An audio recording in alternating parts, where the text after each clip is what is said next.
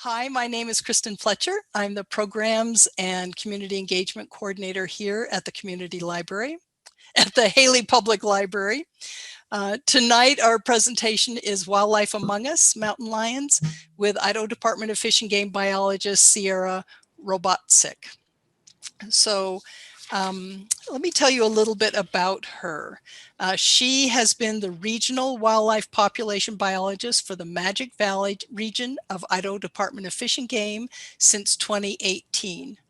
She received a BS in Wildlife Resources from the University of Idaho in 2013 and a master's degree from the University of Idaho. Her research focused on modeling pregnancy rates of elk in Idaho and their habitat use. She began working for Idaho Fish and Game as a wildlife technician in the Upper Snake region, which is around Idaho Falls, in 2014. Prior to her graduate work, she worked on a variety of wildlife projects in Colorado, Idaho, Wyoming, and New York. And Sierra and I had a lovely time visiting yesterday, and I know for sure you're going to have a very enlightening presentation today. So thank you so much for joining us, Sierra, and I'll just turn it over to you. Oh, you're muted. Oh, how's that? That's perfect. Better? Yep. Okay. All right. Thank you so much, Kristin, for the introduction and for having me tonight. I'm excited to get to talk to you all about mountain lions and super appreciate everybody's interest in the previous week's talk with Terry Thompson and Kaz on the Wood River Valley Wildlife Smart Communities Coalition. As Kristin said, we're hoping to keep on building upon that base with these wildlife talks. And so we'll be starting off with a very charismatic, sometimes controversial predator, the mountain lion. So I'll go ahead and pull my slides up.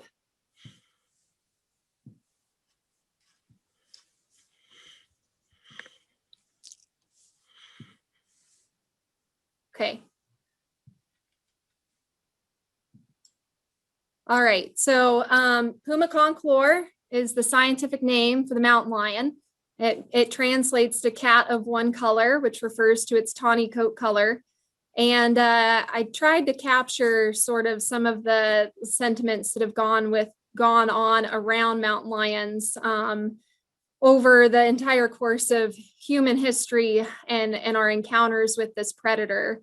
And as I was coming up with the title, I asked my husband what he thought of it, and he said that it, you have this revered hunter. The Native Americans saw mountain lions kind of in two different lights. One was that they possessed this amazing ability to hunt, and so they saw it as a spirit animal that they could learn a lot from. Some other cultures feared the mountain lion, as you can imagine why. The picture on the right hand side, you can imagine coming into close contact with that powerful of an animal, and why they might be a little feared. And then of course, as we all know, they could also be persecuted for any number of reasons, as a killer of livestock, or even on the very rare occasion that they attacked a person. So this one species can evoke a lot of different emotions. They also have an extremely wide range, which I'll talk about on the next slide. But they've come into contact with tons and tons of cultures because they're so widespread. You can find mountain lions from Alaska all the way down to Argentina and Chile. So they're one of the most successful predators in the world, and they're very adaptable. And so because they've come into contact with all these different cultures and communities, they've been given the most names of any species in the world. They have over 40 different names. And here's some of them, some of my favorites as I was looking through to see what these all were. And the first three are the most common that you've probably all heard: mountain lion, puma, and cougar. And the other ones are from different regions. So catamount translates to cat of the mountains. It's more of a East Coast slang for mountain lion. Shadow cat, mountain screamer, and ghost hunter, and all of those are very vivid. Me and Terry were talking today about mountain screamer is a really vivid name for a mountain lion. And I myself have never heard a mountain lion, but some of you may have heard them or have heard the description of what a mountain lion sounds like. And they've been compared to a woman screaming, just this blood curdling call that they can make. You can find videos of that on YouTube if you want to hear what a mountain lion sounds like. And it is, you can see why it would be called mountain screamer. So they are they have played a role in a lot of different cultures across human history. So this map here shows two different things. It shows the mountain lion's current range in light green. This is where we know of mountain lions that exist today. This map used to look a lot different before European settlement. It would have covered most of the United States, particularly the eastern coast. And because of habitat fragmentation and overhunting of both mountain lions and their prey, the eastern cougar did go extinct. We no longer have that particular subspecies. However, you can see all these dots on the map too, the yellow and the pinks and the reds. Those are verified sightings of mountain lions over the last couple of decades. And you can even see there's been a fair number of sightings in Connecticut. And so this predator is starting to reoccupy historical ranges, which showcases just how adaptable it really is. And now that the prey species, it's hard to believe, but white-tailed deer actually were nearly extirpated from some places on the eastern seaboard, and now you hear for some of you who may have lived back there, visited, white-tailed deer everywhere. And now that prey base is getting built back up, mountain lions seem to be moving back into some of their old haunts. So, and again, this green really should extend down into Mexico and all the way into South America as well, because the mountain lion is present all the way down through Mexico, Central America, and South America. And in recent years, they have been verified in Alaska. So some of the mountain lion's habitat you may be familiar with. They typically occur in mountainous terrain. They've been associated with the more rugged the country, the more suitable the habitat is for mountain lions.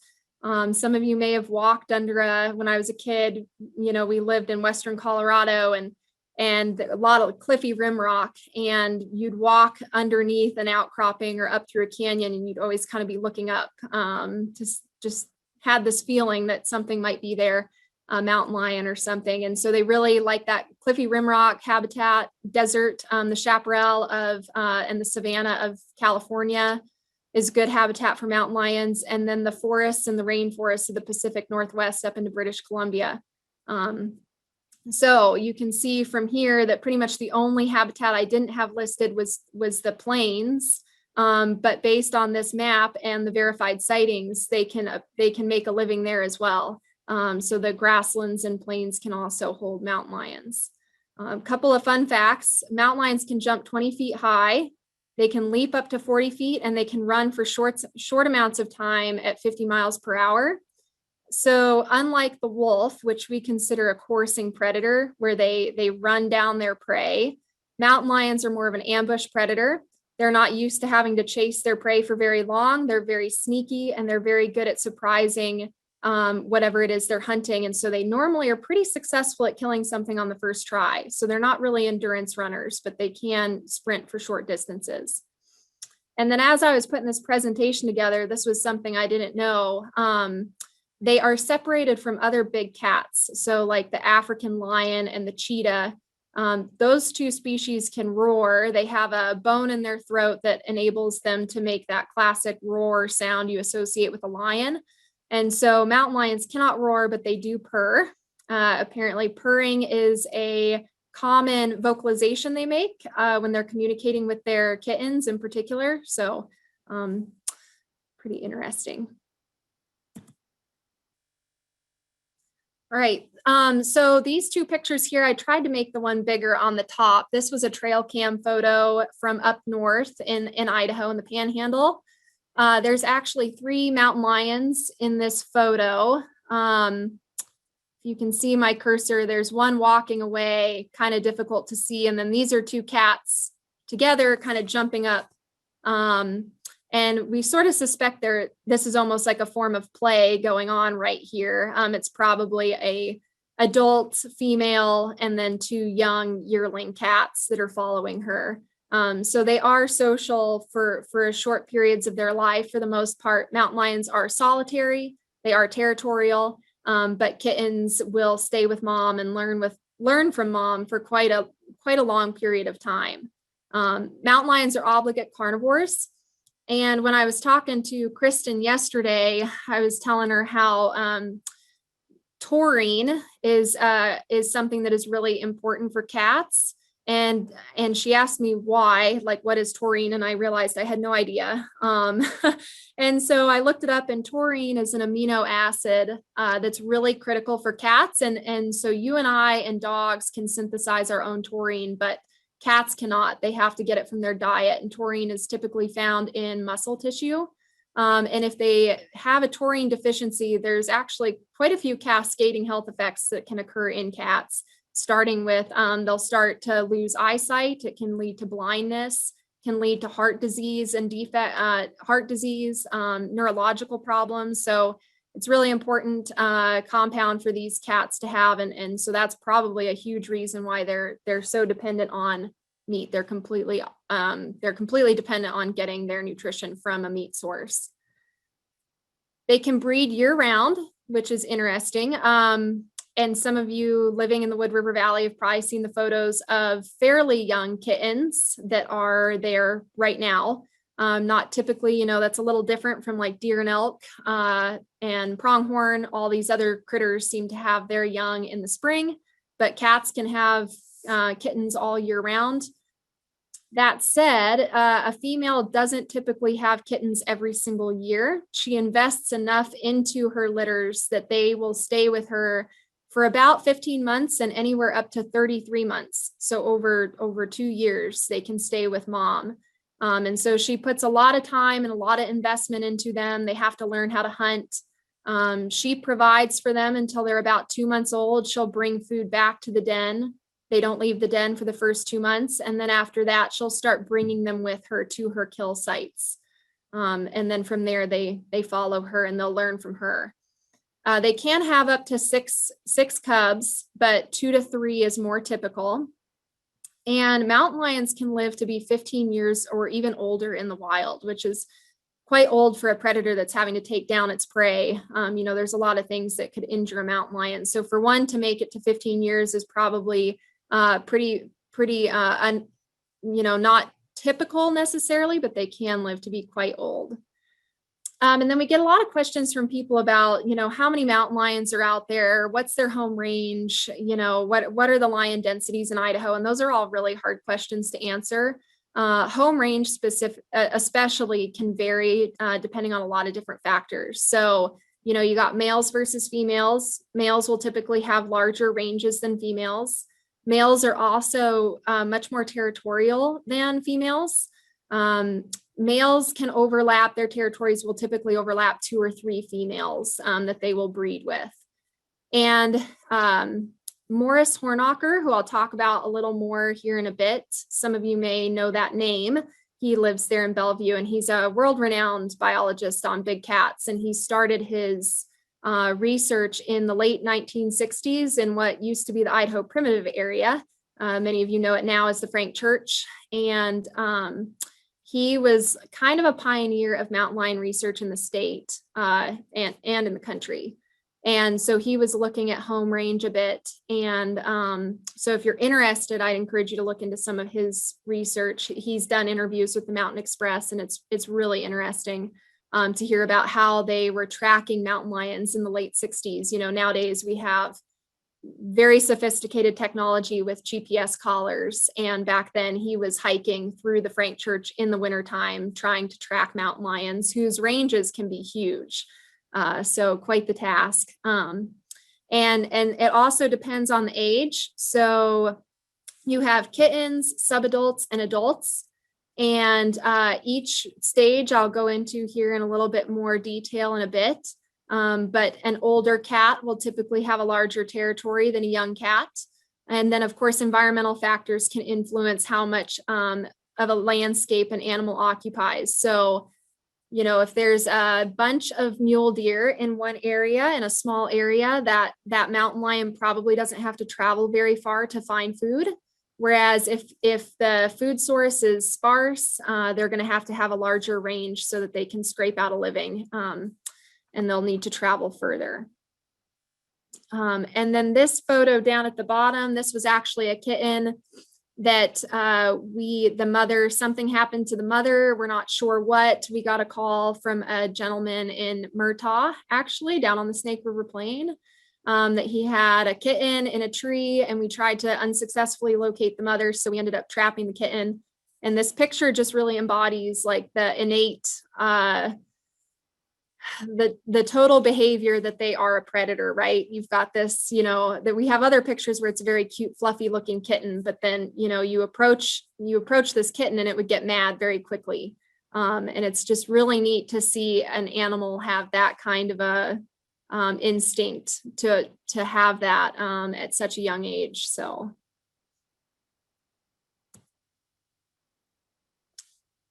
All right, so these were the three kind of behavioral stages I was referring to earlier: the kitten, the subadult, and the adult. So the kittens are weaned at about 2 to 3 months. They stop nursing on mother, and then they start to eat meat. Already went over how long they can stay with mom, but on average, it's about 15 months. And then they transition into this subadult stage where they don't necessarily have a territory yet, and they tend to disperse, especially the males. So males will leave their natal home range. The belief is that this is mostly to avoid inbreeding, but also just they're striking out on their own. They're going to go find their own territory. And these two bullets, they typically travel riparian corridors, and they may select small temporary home ranges near urban areas. And I wanted to highlight this because it very much describes the Wood River Valley. Like the perfect situation, perhaps, for a subadult animal to move through, with the beautiful river through there, and all the nice thick vegetation for cover, and there's deer and elk and plenty of food. And so sometime, you know, we don't necessarily know. We would like to know more about the lions in the Wood River Valley, but it is very likely that it is a good spot for transient subadults to move through on their way to finding their permanent home ranges. And then they get to be an adult. So once a mountain lion has established a home range, they can start to try to find a mate and reproduce. Typically, subadults do not. Once they have their territory, they will. Again, males are territorial, and densities of females in an area tend to be higher because of this. And so it's been, you know, it's hard to say. These animals are so hard to study. Their entire survival and success is built on being very elusive. And so trying to count or quantify the range of a mountain lion is very difficult. We are trying to get better at doing that right now as an agency, and several other state agencies are also doing the same thing, but it is hard to quantify. We have heard numbers thrown out that say there's about 1 mountain lion per 17 square miles in Idaho specifically. So.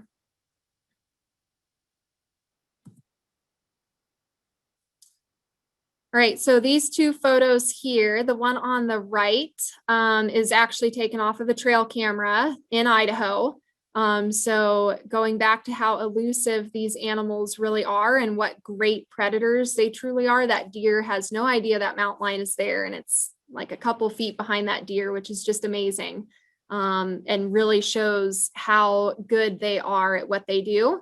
So the main food sources for mountain lions in Idaho are deer. Elk are also a staple, but mountain lions can learn to specialize. So especially in areas where there are bighorn sheep, and in a lot of areas, bighorn sheep aren't doing great, mostly because of disease. Mountain lions can really do a number on a small population like that, and they do get really, really good at taking down whatever it is they're specializing in. So there have been cases where mountain lions have contributed to a decline in a prey species, particularly in the case of like bighorn sheep, where there's limited numbers already. They will also target moose and mountain goats.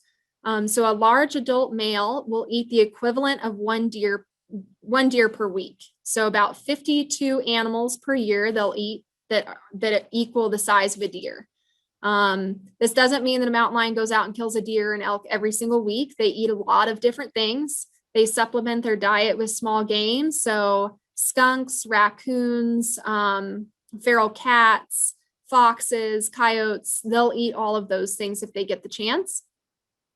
And they also, we always say, cats really like fresh meat, and they kill a lot because they want to eat fresh meat. They don't want to scavenge, but there have been quite a few instances of mountain lions scavenging on like roadkill, or just opportunistically they find something that died in an avalanche or something like that. And so they will scavenge as well.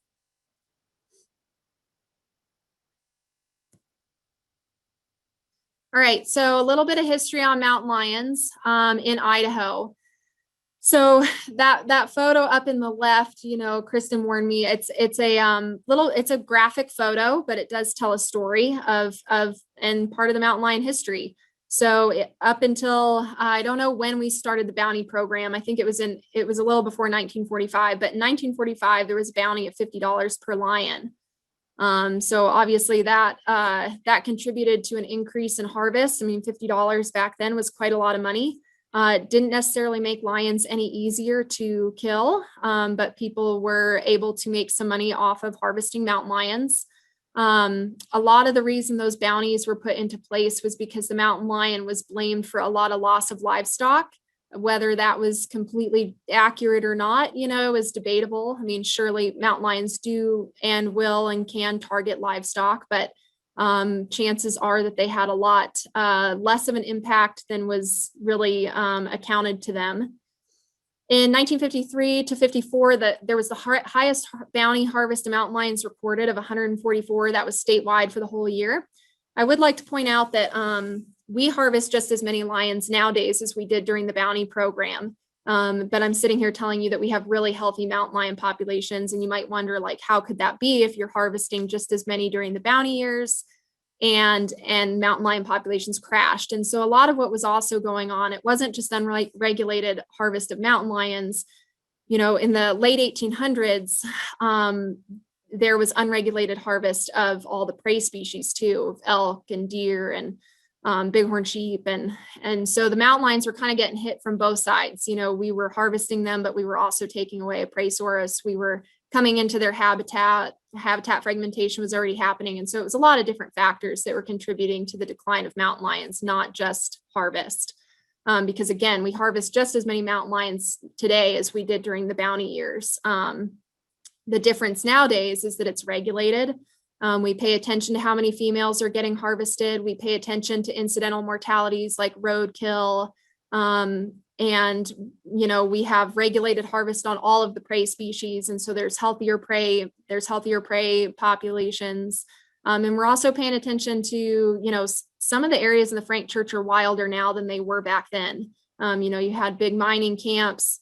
I think it was on the South Fork of the Boise, where one of the largest settlements was located right on the South Fork of the Boise. And you wouldn't even know that today, really, that it was a huge center for mining. So there's been improvements for sure. And in 1958, bounties were ended, but unregulated hunting of mountain lions did continue. We didn't have any rules on how many you could harvest. And in 1964, Morris Hornacher began his research in the Idaho primitive area. And that kind of was a turning point for mountain lion management. Someone was actually going out and looking at population dynamics and behavior, things like the home range size, what their effects were on the mule deer population. And that was all, Idaho Fish and Game used that data, learned from that data. And in 1972, the mountain lion was recognized as a big game animal. So from 1972 through today, we regulate hunting seasons. We have what we call quotas. In certain areas, we have female and male quotas, depending on what part of the state you're in.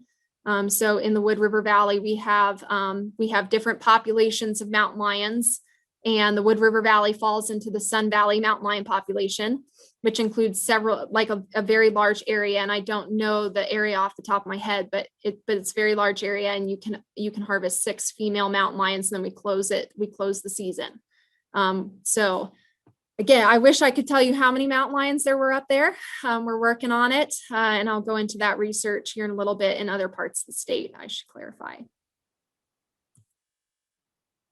So I'm going to digress just for a second. I'm going to tie this all back into mountain lions, but I did want to include this slide, which lays out the mission statement of Idaho Fish and Game. And the point of the slide was really that, you know, and I talked with Kristin about it kind of at length, that predators are they're very emotional, and they're very charismatic, and they can lead to a lot of controversy. And so the point of this slide is that we all want wildlife on the landscape, whether you're a hunter, you don't hunt, no matter how you feel about predator management. Idaho Fish and Game is mandated to preserve, protect, perpetuate, and manage all wildlife for the citizens of the state of Idaho first, and all others second, so non-residents, people from other states, so that we have continued supplies of such wildlife for hunting, fishing, and trapping. And so this is showing, you know, that mountain lion, that deer, that elk, if it's in Idaho, it belongs to you guys. It belongs to the people of Idaho. We are the agency that is mandated to manage that wildlife for you. And this is an opportunistic time to mention that, because we are going through our big game season settings right now. And as part of that process, we take into consideration public comment. There's several ways you can do that. We can talk about that more at the end of the meeting if you're curious, but I would encourage you to get on our website. It's the big news right now on the Fish and Game website is how to comment on our proposals. And so by taking an active role in managing wildlife, that's one of the ways that you can do it. Again, I think that there's sometimes the perception that Fish and Game, you know, we manage wildlife so that we can make money off of it. And with our wildlife, the way it is laid out is that we do make money off of hunting and fishing licenses and taxes on sporting equipment, such as firearms and ammunition, but we don't collect any general tax. So we are heavily funded by hunting and fishing and outdoor activities that buy those things. But the main point of this slide is just that we are managing for all the citizens of Idaho, and we all want to see wildlife on the landscape, whether it's a mountain lion or a deer, an elk, or a brewer sparrow, or whatever it is. We do manage for all the citizens of Idaho and all the species of the state. And some of the ways that we're doing that is, here's a picture of our hunting regulations, but we're also contributing a bunch to research right now. We are one of the, shouldn't say few, but it is fairly unique that Idaho Fish and Game has a dedicated research branch. Not every state agency has a research specific branch. So we're fortunate in that we have both the management side and the research side. And currently we are working on some mountain lion research in other parts of the state that we do hope to learn from and employ here in the Magic Valley. One of those is using remote trail cameras, which is what you see in the middle of the screen here. That is a remote trail camera. And it's programmed to take a photo of whatever walks by it. They're action or motion activated. And we've been doing it a lot for wolves, but so we have like 800 trail cameras set up across the whole state. And as you can imagine, we get all kinds of super cool photos, and we've gotten a lot of photos of mountain lions. And so the hope is that we can develop a model based on the way that we have these trail cameras set up to start to count or get an estimate of how many mountain lions we have in the state. Again, very difficult to do. It's not the first time it's been tried, but statistical analyses and computing power has improved such that we can try some new things nowadays that we couldn't 20 years ago. And so that hopefully will yield some exciting results for us. And then this mountain lion on the right-hand side with the ear tag in her or the ear tag in, this was taken down in Pocatello. They have had some mountain lions wander into urban areas there. And they found that in some situations they were able to they wanted to try to relocate lions and see what happened. So they would trap them, put a collar on, put an ear tag in, and then see what happened when they relocated. And they're going to be continuing to evaluate how well that works. It's been pretty mixed results from what I understand here at the beginning, but we'll continue to see how that goes. And the collar right below that photo, that's the type of collar that we would put on a mountain lion. It's a GPS collar, so it talks to a satellite. It gets 6 to 7 locations per day, which is really cool data to look at. Not quite real time, but you can get a real sense of what that lion is doing throughout the day. All right, so some of these pictures might look familiar to some of you. They were all taken in the Wood River Valley. And so as Terry spoke to at his talk with the Wood River Valley Wildlife Smart Communities Coalition, this is one of the situations that has spurred that coalition, and it is increasingly we are hearing about mountain lions in town being fairly bold, looking into people's houses, day bedding under people's decks. We've unfortunately had some dogs get killed. Surely some feral cats are getting snatched. And so, you know, these are incredible animals, but they are dangerous. They can be very dangerous. And so we want to make people aware of their presence in the valley, what we can do as a community to live in an area that has mountain lions safely, and also keep the mountain lions safe. And so in the wintertime, right around now, we seem to get it seems to spike. We have more encounters, we have more reports of mountain lions in the Wood River Valley now than we do in, say, August. And so probably a big part of why that's happening is that the Wood River Valley is a historical winter range for deer and elk. They've always been here. They've been here for thousands of years. The only difference now is that the town has kind of moved in, the town's there, but the deer and elk still come down.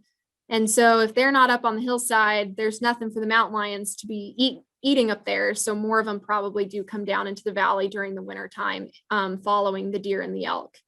And then this aerial photo I just wanted to show because it is a good representation of the Wood River Valley. You've got that beautiful river corridor that goes through there. We all like to walk along the paths there too. Mountain lions like it as well. It's a great migration corridor for them. And while the Wood River Valley is surrounded by some very, truly pristine and beautiful remote country, the valley itself has some of the highest housing densities in the state. And that's just something that's good to remember, that this, while it's got the movement corridor and it's surrounded by wild land, it's still a very heavily housed landscape with a lot of people. And so we don't want to be encouraging mountain lions to take up residence in these areas. It's very cool to see a mountain lion, but we do not want mountain lions in town, which we've been having more of. So Terry went over this in his presentation that some of you hopefully were able to join in on. And so we've defined some different types of interactions that people can have with mountain lions. The first type is a sighting. Hopefully some of you have gotten to see a mountain lion before at a distance. We consider these sightings, this is really cool. Nothing bad happens. You get to see this beautiful wild predator in its natural habitat. And that's great. An encounter is something where there's an unexpected and direct meeting between wildlife and humans, but without incident. So maybe you're walking on the trail, you kind of surprise the mountain lion and it runs off and we're okay. Everybody's good. Everybody goes where they're supposed to. We don't love to hear about those because they can go either way. But that's not as bad as an incident where you might have to actually take some sort of action to cause that wild animal to flee, back down, or otherwise leave you alone. So this would be an instance where, you know, you come face to face with a mountain lion and it just stares at you, or it starts to actually move towards you. And you have to deploy bear spray, or you have to yell at that lion, or you've got to throw something or back away. That's what we consider an incident. And then, of course, the worst case scenario would be an attack where a human or pet is injured or killed. We are very fortunate in that we have not had an attack on a person in the Wood River Valley. We have, again, had some pets get killed, though. We had 90 reports of mountain lions, varying from sightings to attacks in the Wood River Valley between July 2019 and April 2020. That's a pretty short time frame to have that much mountain lion activity. That said, it is very rare. Attacks are very rare, and fatalities are even rarer. There's been less than 24 fatalities in the last 100 years in US and Canada by mountain lions. But you also have to think about the changes that are going on in their habitat right now. You know, we're continuing to develop out into these wildlands. More and more of us are getting out on the trails and enjoying, you know, nature, but that does take us into their habitat. So with expanding trails, more people out in the mountains, you know, and towns getting bigger, we do expect that conflict will rise. And that's part of, again, this coalition to try and get out in front of that, educate people so that we know, so that they are aware of some of the responsibilities we have as we occupy these same areas with these wild animals. So some of you may have seen these. The city of Ketchum put these out a couple of weeks ago, and we really liked them here at the office. They do a great job of synthesizing everything that we've been writing in newspaper articles, and we've just been pushing for many years in a fun way to read. So I'd encourage you, I think it's on their website. It'll be here on the PowerPoint too, to take some time and read through those because they're pretty fun. But if you're living in mountain lion habitat, our conservation officers have a saying that they say, don't live in the white. And basically what that means is be aware of your surroundings. Don't run if you like to run or exercise with earbuds in. We really encourage people not to do that. If you take away your hearing, you're taking away one of your senses, and that's just never a good idea. Even if you're on the bike path, especially if you're out on the trail, you need to be able to hear what's around you. Feeding wildlife, that's another big thing that we strongly discourage. It's hard to talk people out of it sometimes in the wintertime, but deer and elk especially, they do not need fed. They are actually physiologically adapted to go into almost a starvation mode through the winter. Their gut bacteria starts to transition as natural forage declines in quality in the fall. That gut bacteria starts to change. And if we feed them like real rich alfalfa or apples or sweet feed in the wintertime in like February, it can actually end up killing them because it can send their body, it can like shock their body with that much rich food. So we just really discourage people not to feed them. I was telling Kristen, you know, we do feed. The only place we feed in the state on an annual basis is in the Wood River Valley as an agency. It's at Bullwhacker Feed Site up Warm Springs. And we feed about 120 elk throughout the winter months. The big incentive for us doing that is to keep the elk out of the valley and up in the mountains, which is important. We want to keep them up in the mountains and out of town. And that's why we still feed at Bullwhacker. That said, we're not feeding there to manage the elk population. So I was telling Kristen yesterday that the Wood River Valley falls within two of our elk populations. One is the Pioneer and one is the Smoky Bennett. The last time we counted the number of elk in the Pioneer Elk Zone, there was over 12,000 elk. We just finished up our Smoky Bennett elk survey a couple of weeks ago, and we counted about 4,000 elk. So, you know, you're looking at, 16,000 elk total. We feed 120 of them. So we are not saving the elk population by feeding them. That's not the point of that feed site. And even if you were to feed 10 or 20 deer, it's not going to save the deer population. So we just really walk people away from doing that. It's not good for them. And it has the bad side effect of drawing in lions, because they're going to follow their prey.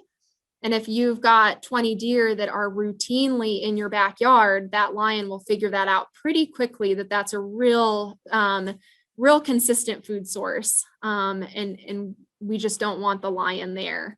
And it's not good for the lion. Chances are pretty high that it could get into trouble. And we just don't want that lion getting into trouble or it hurting anybody. So some alternatives for, then bird feeding. I love to feed the birds. I feed the birds in the winter. But there are responsible ways to do it. And bird seed is really attractive to raccoons and skunks. And those are, again, prey species of mountain lions. So, some alternatives. Birds really need water, especially in the wintertime. You'll get plenty of birds in if you offer a source of water rather than feed. If you're real dead set on feeding, just bring your feed in at night. Don't leave it out when the coons and the skunks are going to be out and about. And then, of course, I like to push native landscaping for anything. You can really get a lot of wildlife in and be doing a good thing ecologically by just landscaping with native plants. And then another big thing we're working on right now up there with the Wildlife Smart Communities Coalition is on trash and compost. I know it's great, the compost initiative that's going on up there right now. We just want to make sure that people are aware that keeping all of those items secured is also very important, mostly for bears. In the spring, bears are really drawn into trash and they can get habituated really quickly. But again, trash can bring in those smaller prey species like skunks and coons, and that indirectly will bring in the mountain lion. So anything we can do to secure attractants and keep that out of the paws of wildlife is good. And then we have also had this on several occasions. We've had mountain lions day bedding under people's porches and decks. So we've been encouraging people, if you can, to close off the spaces underneath your porch and deck so that doesn't become an option for them. The last thing we want to happen is have somebody walk out one morning and surprise a mountain lion as she's coming out from under your deck, and have it turn into a conflict situation.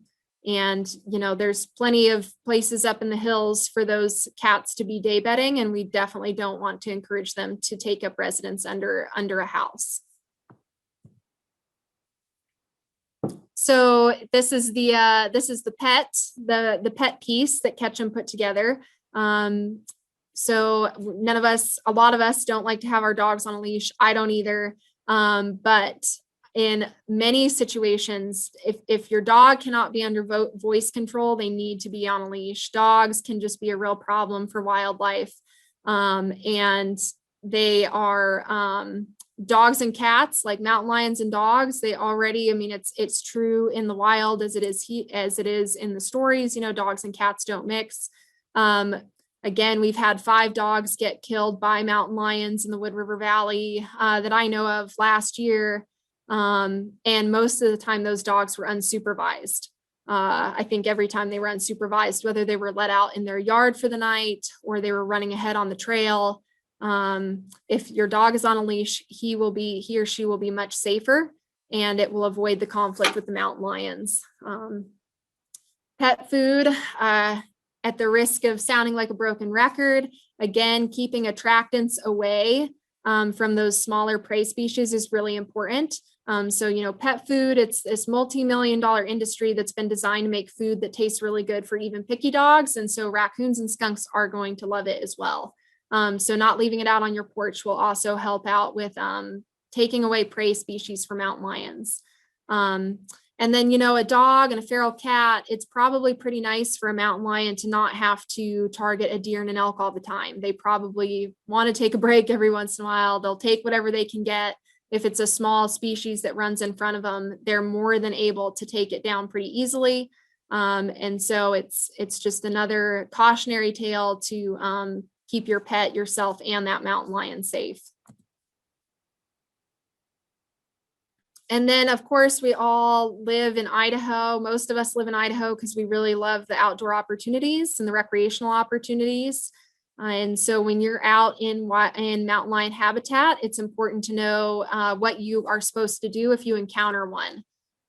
So, Fish and Game, we have a public safety mandate. We will always put public safety first. And if a mountain lion is in an area or is behaving in such a way that we feel it has become a danger, we are most likely going to lethally remove that mountain lion. It's not something we like to do. And so we try to encourage people that you're responsible for your safety first. We can come in after and be reactionary to it, but in that moment, it's on you. It's your responsibility to try and do what you can to keep yourself safe. And so that's why it's important for you to be prepared and to know what it is you need to do.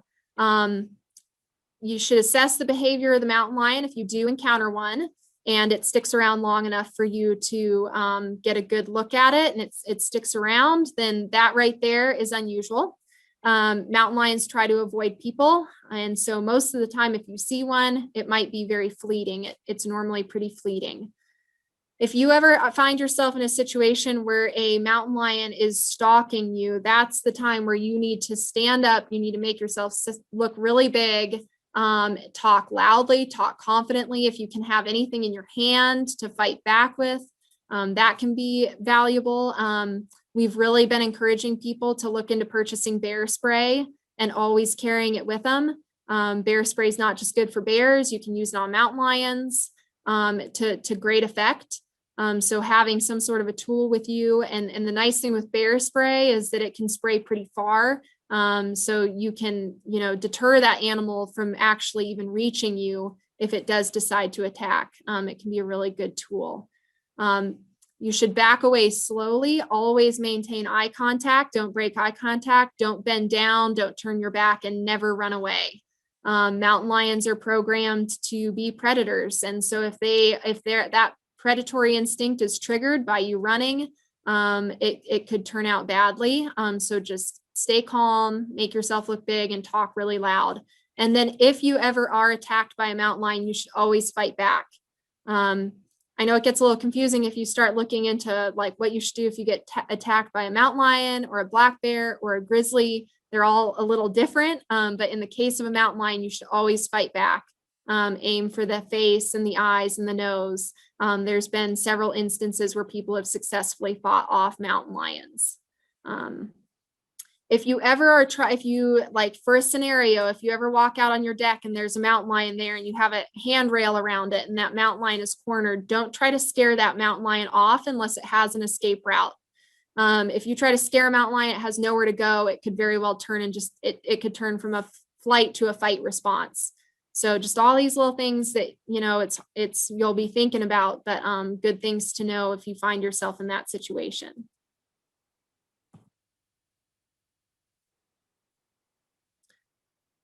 All right, so there's been a lot of articles written in the last few years about mountain lions.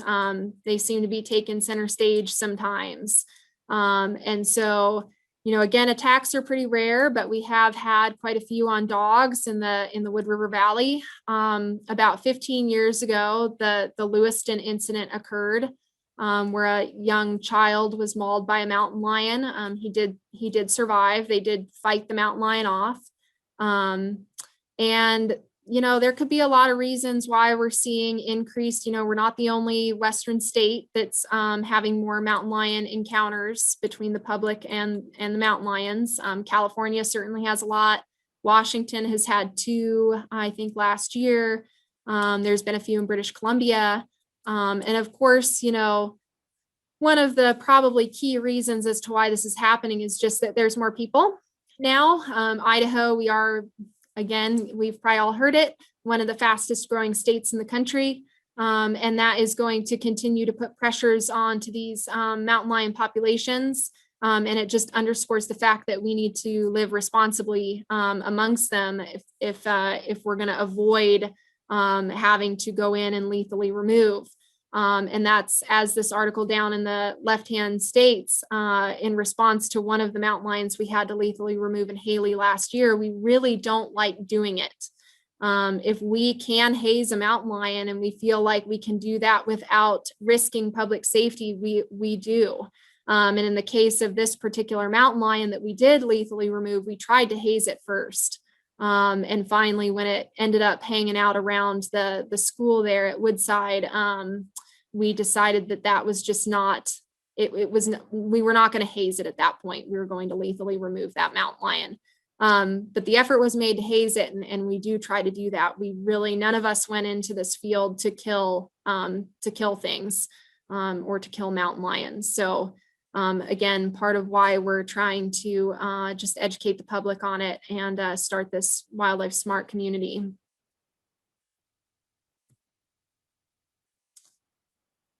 And sort of just to kind of start to wrap up, a lot of states have started these campaigns. We're not the first one to start a wildlife smart community. California has been pushing the Keep Me Wild campaign for a while now. And I think that's what we are really, our main messaging is starting to be, is that keeping these wild animals wild is what makes them, that's the value in these wild animals, is that they are wild, they're not pets.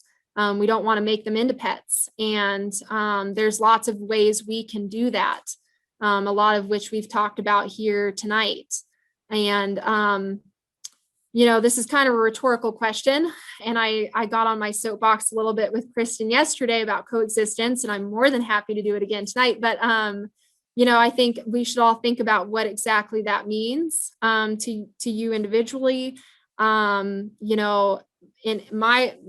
think my personal opinion, and one that we kind of have talked about here in the office, is just that coexistence, we don't want that to be taken as a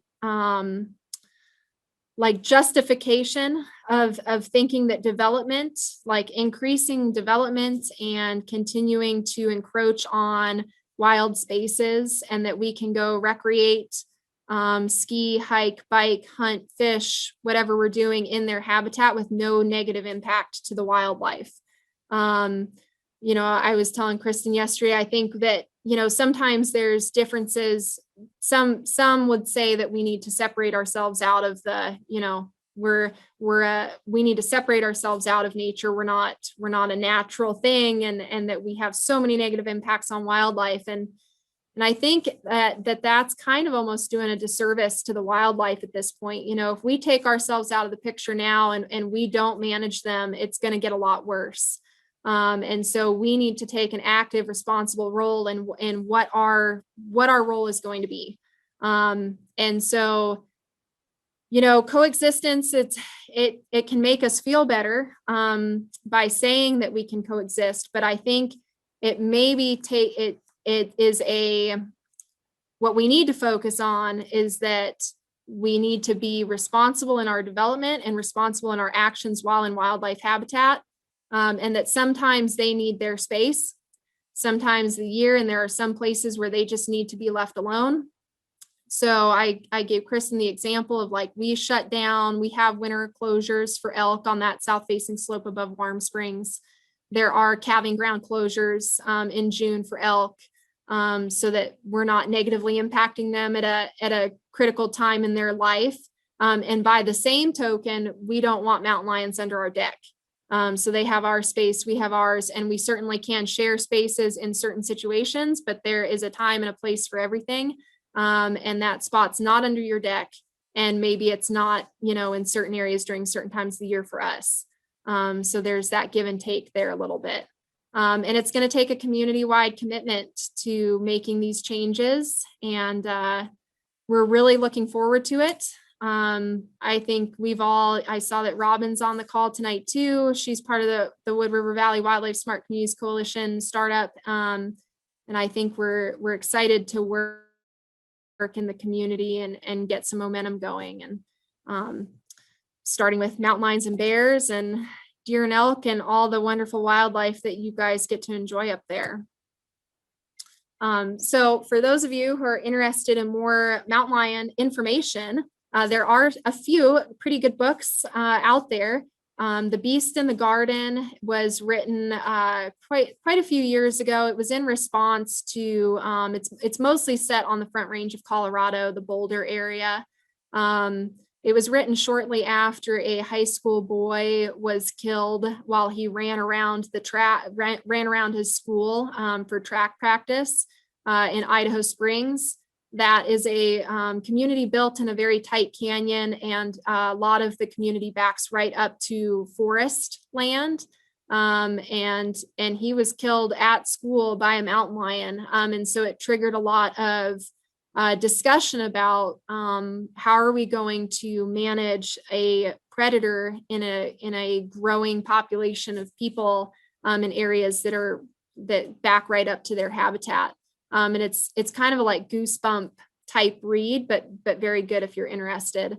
And then the middle book is much more if you're interested in like technical scientific writing. Morris Hornacher is featured pretty heavily in it. So if you're interested in some of the research that's been done on mountain lions, or you want a more in-depth look at their biology and ecology, this is a really, really good book. And then I have not read Path of the Puma yet. It looks really good. Definitely one that's on the list. It's had really good reviews, and biologists contributed to that writing as well. And there's, I'm sure, more, and Kristin might be able to have some there at the library for you, but those were three that I would encourage anyone to check out. And with that, I had to end with a trail camera photo from Wyoming that has to be one of the best trail cam pictures ever taken, right above Jackson Hole. And thank you so much for listening in, and I'm happy to try to answer questions if there are any. Boy, that was a great presentation, Sierra. Thank you so very much. We have gotten a number of comments in the chat thanking you for an awesome presentation. Someone suggesting that this presentation should be available to all new residents and to tourists. Oh, and someone else just commented, Path of the Puma is excellent in caps. So that's good to get a good review for that. And then there were some questions. One person early on in your talk made a mention. You had said something about not wearing earbuds when you run or bike or whatever. But I mean, that picture of the lion a couple feet behind a deer whose strategy for safety is hearing with these giant, ears. Yep. I mean, that's pretty scary. It is. So I guess part of it is just being aware of your surroundings, looking around. But do you have anything else to any other comments to make about that? Yeah, no, it's a really good observation, a good point. I hate to say it, but I think if a mountain lion is stalking you and has the intention of attacking you, there's a really good chance you're not going to see it coming, and you're not going to hear it. Like you said, they are adapted to be ambush, stealthy predators, and that's where that fighting back is so critical. They aren't used to having their prey fight back on them because they're really good at what they do. And so if you can fight back, you have a really good chance of fighting that mountain lion off. Earbuds in general, that's just something we like to say. And it's not even from a wildlife safety at the risk. I don't know. My mom was going to tune in today. And when I went off to college, she said, never run with earbuds in. You have to hear what's around you. And so that's just been something from a safety perspective, in general. But, a lot of times wildlife tries to give you a signal. If they don't necessarily like being around us a whole lot. They don't like being right. They don't like us being in their space. And so oftentimes, there are a lot of behavioral signals, and sometimes it can be a vocalization that, if you've taken away your sense of hearing, you're not going to hear it. And so, with the case of a black bear, sometimes, a lot of times it's more of you're facing the bear and you're going to see it as much as hear it, but they'll pop their jaws they'll make sounds, and that's, if you can't hear it, it can be to your detriment. Thank you. There was something that you mentioned in your, when we were talking yesterday that really stood out for me. You said that there's mountain lions are such efficient predators that they ambush, they pounce, and they're quick. They get it done, basically with one chomp.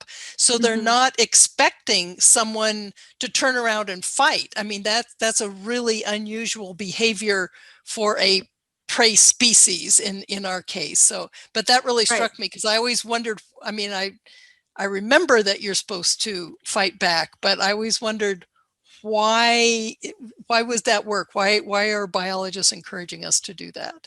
So yeah, well, and I don't think I said how, I think we talked about it, but a female mountain lion is between 75 to 108 pounds. And then an adult male can get up to 150 pounds. There's certainly bigger ones out there, I'm sure, and that is a really big animal, and they're certainly much stronger than us. But really, that weight ratio, you're not trying to fight off a 400-pound animal. They're probably about your size. And the adrenaline, don't give up. You need to fight back. So thank you. And we do have some more questions. Let me just see. So we do have a question. Someone asked, there was a mountain lion that was near the airport. It ran across the highway, bumped into the chain link fence, went back across the highway, and then wandered in the Woodside area for quite some time. And I know there were police there. They were closing off streets. Fish and Game was called. And someone just asked the question, do you have an explanation for the killing of that particular mountain lion? Do you know enough about that story that you could share it with us, what the scenario was? So I sort of wonder if Terry can unmute himself. I think this was the cat that we did try to haze, and just did not have success hazing this cat. We had so many calls up there that I'll be honest, I hope I'm not saying the wrong one. I think I just saw Terry unmute himself from his house. Do you want to jump in, Terry, and do you know the specifics? And let me just introduce Terry. Terry Thompson is the Regional Communications Manager for Fish and Game based out of the Twin Falls office. He was the person that with Kaz Thea gave the presentation on the Wildlife Smart Communities Coalition. So let me introduce Terry Thompson, and hopefully he'll shed some light on that question. Yeah, thank you. Can you hear me okay? Yes. Okay, great. So yeah, that was the situation that was described there. That was the cat that we had to euthanize. And what happened was it was a daytime observation, which is one of those things that not typical mountain lion behavior. So that was kind of a red flag. And it just hung around all of the houses in Woodside. We were trying to, like Sierra brought up, we were trying to actively haze that out of the subdivision. And all of a sudden, school starts getting let out. Kids were getting off school buses in the subdivision. And our officer, and this was a situation where our officer was face to face with the cat. He tried to, again, haze it, but the behavior of the cat was, it was not going to back down. It was going to face us and potentially go into the attack mode. And so in the interest of public safety, we felt that the only thing that we could do safely in that position was to euthanize the animal. There's talk about, well, why can't you dart them and relocate them? Those anesthetizing drugs take minutes to take effect. Meanwhile, now we have a cat that would be under the effects of the anesthesia drugs running through a subdivision with kids and people. And the dart could come out, and those are very potent drugs that are in the dart. So there's just situations where it's not effective to try to do anything other than euthanize. And as Sierra pointed out, that's not our first option. It's not something we want to do in situations, but sometimes it's our only option. Thank you, Terry. I think that was a very helpful explanation. I know I doubt there's anybody on the call here that, I mean, I've never seen a mountain lion. I would love to see a mountain lion, but they come with their challenges and dangers. So let's see. Here's a question. Have there been any issues with mountain lions getting into the bullwhacker feed shed and killing elk or deer? It's a really good question. Not since we've rebuilt the shed. We did have up at Bullwhacker a few years ago, we did have a mountain lion. The shed we used to have had space underneath it, just like we're telling everybody to close in around their house. We had space under the Bullwhacker feed shed. And so we did have a mountain lion that took up residence and was hunting the elk at Bullwhacker.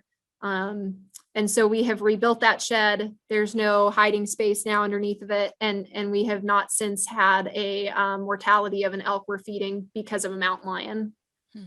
Great. Thank you very much. More compliments. Thank you so much. So much new information, fabulous presentation.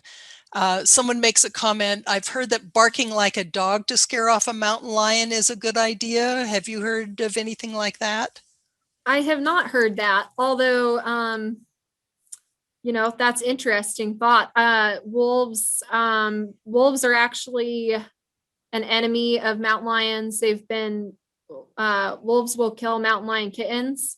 And you may have seen on one of the slides, I didn't point it out, but there were two young mountain lions up on a fence with a coyote standing behind them. And they were afraid of, that was taken in Jackson at the National Elk Refuge.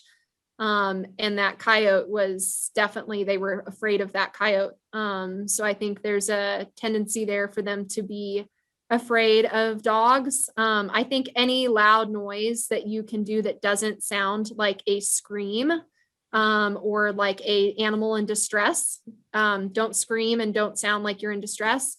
Loud noises, anything will probably be okay. Great. Thank you very much. Somebody says there was a viral video of a Utah hiker being stalked by a mountain lion last fall.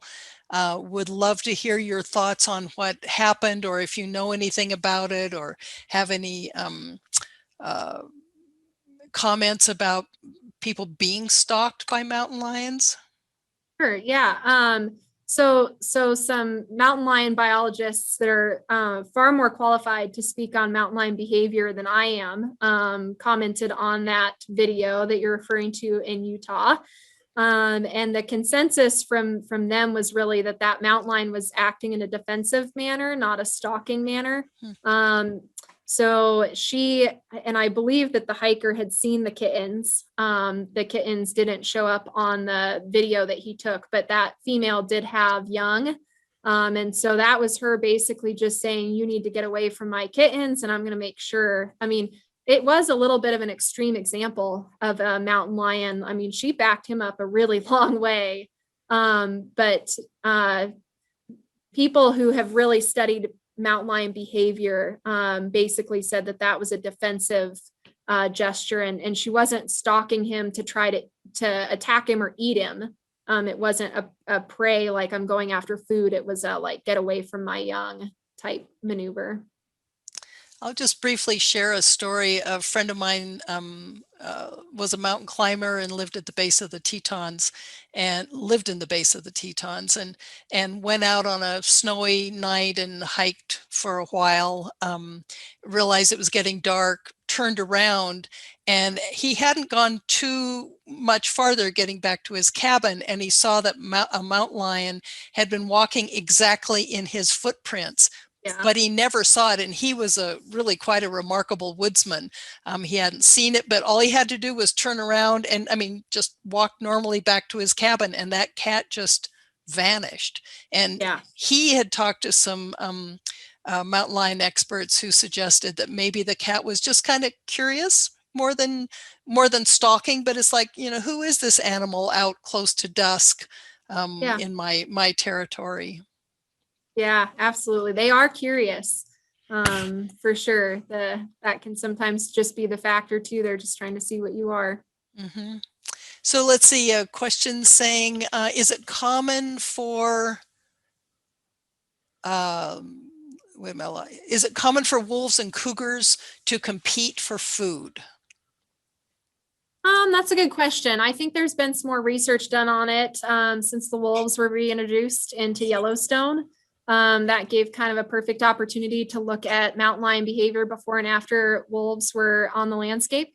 And it has been shown that wolves will outcompete mountain lions. I don't know really the specifics as to whether they will chase them off of their kill. I think they will. I think that's been shown. A mountain lion can kill an elk, and if wolves will scavenge, so they can come in and chase a mountain lion off. Wolves, I was pretty shocked to read they will kill the kittens if they get the opportunity.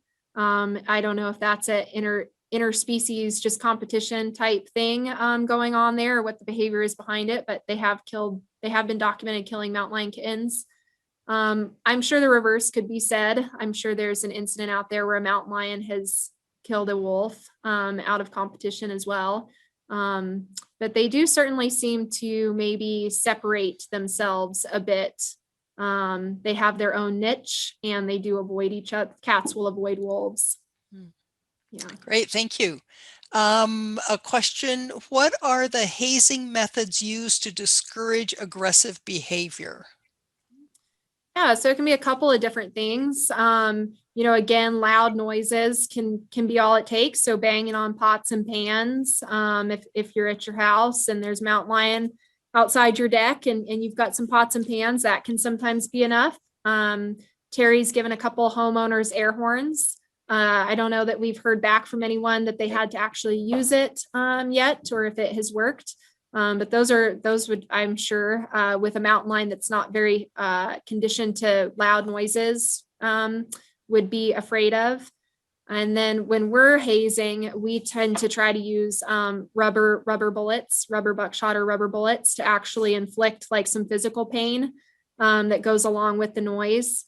Oftentimes it seems that some sort of physical pain will really discourage them more than just a loud noise. So if you really want to get a reaction off of that lion, it's not going to mortally wound them, but it will hurt them enough and sting enough that they will associate pain with people, and that we need to be avoided, or that area needs to be avoided.